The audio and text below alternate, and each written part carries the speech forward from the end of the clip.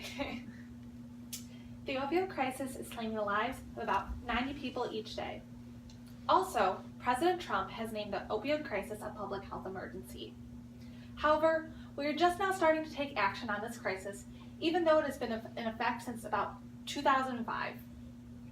Some people still, however, do not believe that this is a problem, and their main misconceptions are: the crisis is all addicts' fault, not that many people are affected by this crisis, and there is plenty of help for opioid users.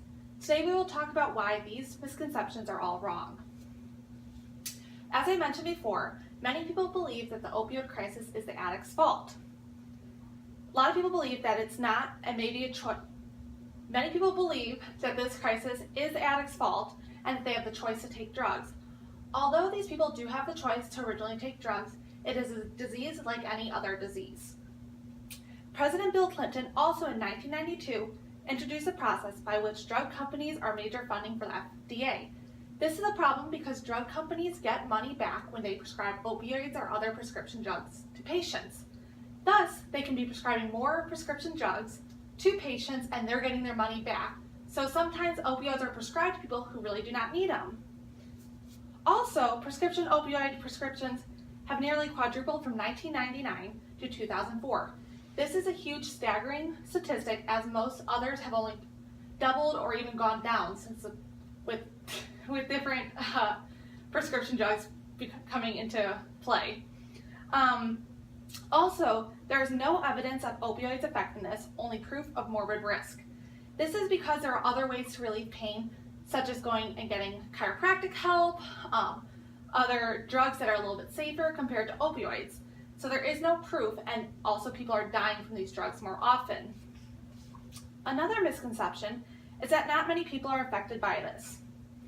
So many people are affected by this that on October 26, 2017, it was declared a public health crisis. The last health crisis we had was the Zika virus in 2015. So it's been a few years since we've had any other public crisis. And if you remember, the Zika crisis was not just only in the US, it was across the world. So it's kind of crazy we're declaring a public health crisis just here in the United States over drug overdoses.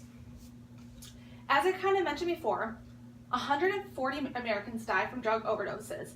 91 specifically die due to opioids each day. In 2014, the number of babies born drug dependent increased 500% since 2000. This is crazy as those 500% of babies are coming into hospitals because their parents took drugs while they were pregnant with them. And also, almost a third of child removals in the US are due to drug-related problems. This is also crazy. Thus, we have many children being removed from their homes and going to foster care because their parents are addicted to drugs.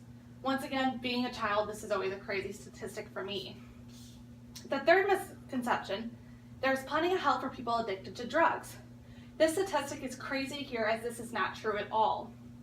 Although this was named a public health crisis, it does not do much because there is no funding allowed to this public health crisis. Because there is no money, us as the United States government has no way to help these people who are addicted to drugs. They cannot provide treatment, they cannot provide the drugs needed to help people combat the opioid crisis, and there's no way to give support to these people through counseling, rehabilitation programs, or places to say, well, they're doing this so they're not on the streets around other drug users. Also, even with greater Medicare coverage, there's not even been a dent in help growing the need for treatment. Also, nationwide, less than 2.2 million people who need treatment for addiction receive help. This is crazy. As I said, 2.2 million people about are addicted to drugs. Less than half of those people are actually getting the treatment they need. Treatment is the only way that we can start making this opioid crisis have less of an impact on all of our lives. I don't understand how we can expect change in this problem that keeps growing if there's no way to even give them help. In conclusion, the opioid crisis is now a public health crisis. This public health crisis has made it really hard. Even though it is a public health crisis, there has been no money allocated to help these people who are addicted to these drugs. Also, this does not only affect the drug addicts, it affects us taxpayers who are paying for these people to get help. It affects our children, our friends, and our family. Next week, hopefully we can talk about what we can do to make this to help resolve this problem. Very good. A minute and 2 seconds, or 5 and